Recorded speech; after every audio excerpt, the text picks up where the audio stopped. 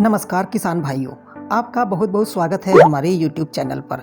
वर्ष 2022 और 23 के लिए सभी किसान भाइयों को अपने गन्ने का जो है रेवेन्यू डाटा भरना जरूरी हो गया है। आज की वीडियो में मैं आपको बताऊंगा कि आप अपने गन्ने का जो है घोषणा पत्र अर्थात रेवेन्यू डाटा किस तरीके से भर सकते हैं। तो आइए किसान भाइयों देखते हैं कि हम किस तरीके से अपने गन्ने का जो है घर बैठे ही रेवेन्यू डाटा भर सकते हैं। आपको कहीं जाने की कोई ज़रूरत नहीं है। तो सबसे पहले किसान भाइयों आपको गूगल में टाइप करना है इंक्वायरी केन यूपी। तो जैसे ही किसान भाइयों आप यह टाइप करेंगे तो आपके सामने सबसे ऊपर एक वेबसाइट आ जाएगी inquiry.ken.up। ठीक है, इस पर आपको जो है क्लिक करना है तो यह वेबसाइट आपके सामने खुल जाएगी।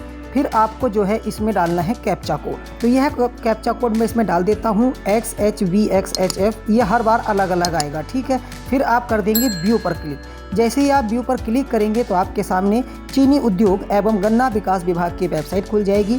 फिर आपको इसमें अपना ज़िला सेलेक्ट करना है, फिर आपको अपनी फैक्ट्री सेलेक्ट करनी है, फिर आपको अपना गांव सेलेक्ट करना है।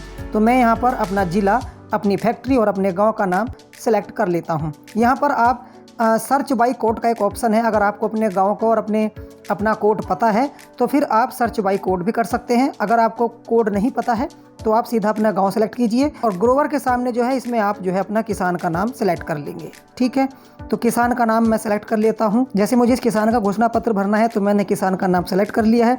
सेलेक्ट करते ही किसान भाइयों आपके सामने पूरी जानकारी आ जाएगी, जैसे नाम, पिता का नाम, मोबाइल नंबर और फैक्ट्री, गांव, सब जानकारी इसके सामने आ जाएगी। अब आपको ऊपर यहाँ 3 ऑप्शन मिलेंगे, रेवेन्यू डाटा, एक्शन। तो रेवेन्यू डाटा के लिए आप या तो एक्शन में जाके भर सकते हैं रेवेन्यू डाटा, या जो बीच में लाल रंग से लिखा है रेवेन्यू डाटा, इस पर आप क्लिक कर देंगे।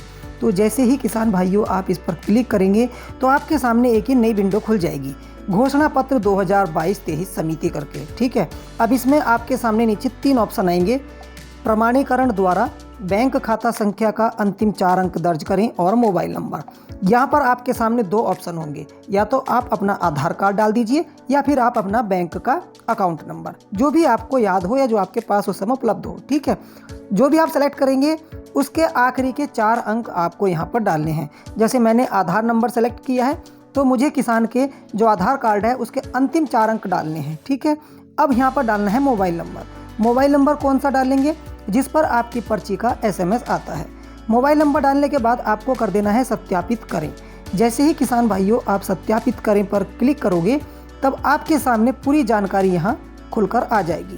तो जैसे ही किसान भाइयों हमने सत्यापित करें पर क्लिक किया तो हमारे सामने नीचे ये एक विंडो और खुल गई है। इसमें लिखा है पता, यानी जिला, तहसील, राजस्व, गाँव का नाम। ठीक है, तो यहाँ आप चेक कर लेंगे, अगर आपका गलत है तो उसको सही कर लेंगे। जैसे यह राजस्व गाँव का नाम इसमें किसान का गलत डला हुआ है तो मैं इसको सही कर देता हूँ। सही करने के लिए क्या करेंगे, जैसे ही आप इस पर किसान भाइयों क्लिक करेंगे तो यहाँ इसमें प्रॉब्लम एक ये है कि ये अल्फ़ाबेटिक नहीं है, मतलब ABCD के क्रम में नहीं है।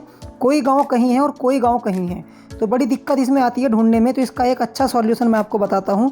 जैसे मान लीजिए मुझे इसमें सेलेक्ट करना है शेखुपुरा आलम, तो S मुझको इसमें दबाना है, क्योंकि अगर मैं S दबाऊँगा तो फिर S नाम के अक्षर पर ही ये गाँव लाएगा, वरना मैं इसमें ढूंढता रहूँगा तो मिलेंगे नहीं, क्योंकि कोई K से है, कोई S से है, अलग अलग इन्होंने अल्फ़ाबेटिकली ये नहीं दिए हुए हैं। तो यहाँ जो भी आपके गांव का नाम है आप उस अक्षर को दबा देंगे, दबाते रहेंगे तो आपके गांव का नाम इसमें सर्च हो जाएगा। तो मैं इसमें अपना जो सही गांव का नाम है शेखुपुरा आलम वो सेलेक्ट कर लेता हूँ। सेलेक्ट करने के बाद अब नीचे आते हैं भूमि का विवरण। इसमें आपके सामने पहला ऑप्शन है प्लॉट का गाँव, यानी कि आपकी जो ज़मीन है वो किस गांव में आ रही है। जो ऊपर पता है, समझने वाली बात यह है कि जो पता है उसमें तो आपको वो गाँव का नाम डालना है जहाँ पर आप रहते हैं, और जो प्लॉट का गांव है यानी कि जहां पर आपकी खेतीबाड़ी है। मान लीजिए आप किसी और गांव में रहते हैं और खेतीबाड़ी आपकी किसी और गांव में है, तो दोनों गांव के नाम अलग अलग आएंगे, इस बात का आपको ध्यान रखना है। तो अब मैं आ जाता हूं पहला नंबर प्लॉट का गांव, ये शेखुपुरा आलम बिल्कुल सही इसमें डला हुआ है। अब यहाँ पर हमको डालनी है क्या, खतौनी खाता संख्या। अब किसान भाइयों आपको अपनी फरद देखनी है, आपकी एक फरद हो या जितनी भी फरद हो, ठीक है, एक एक करके अपनी फरद आप डालेंगे। तो फरद में आपको जो खाता संख्या लिखा होगा वो खाता संख्या आपको इसमें डालना है, खतौनी खाता संख्या में। ठीक है, फिर अगला कॉलम है गाटा नंबर। ठीक है, इसमें आपको अपना खसरा नंबर डालना है। ठीक है, गाटा नंबर या खसरा नंबर वो डाल देना है। फिर अगला कॉलम है गाटा क्षेत्रफल, यानी कि कितना क्षेत्रफल आपके खसरे का है वो क्षेत्रफल आपको इसमें पूरा डालना है। ठीक है, फिर अगला कॉलम है शेयर प्रतिशत, यानी कि किसान का जो है इसमें कितना प्रतिशत शेयर है, यानी कितना हिस्सा है। अगर पूरा हिस्सा है किसान का, किसी और का उसमें कोई हिस्सा नहीं है, तो 100% आएगा। अगर किसान का मान लीजिए 1/4 हिस्सा है तो यहाँ 25 आएगा। ठीक है, तो यहाँ इस फर्द में किसान का जो है पूरा हिस्सा है तो मैं 100% डाल देता हूँ। फिर जो अपने आप ये उसका हिसाब से क्षेत्रफल लाएगा। यहाँ आपको कुछ नहीं करना है, ये कंप्यूटर अपने आप इसमें जोड़कर बता देगा।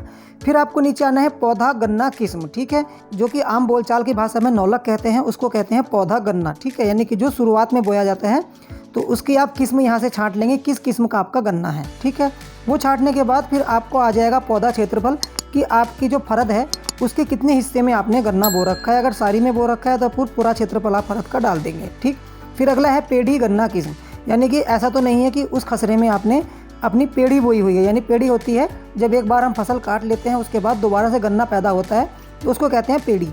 तो उसका कितना क्षेत्रफल है वो आपको इसमें डालना है।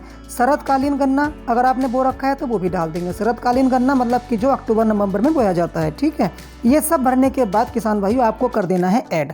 तो जैसे ही आप ऐड करेंगे, आप नीचे देख सकते हैं टेबल बन के आ जाएगी, उसमें जो जो आपने भरा है वो सभी कुछ यहाँ पर दिखाई देने लगेगा।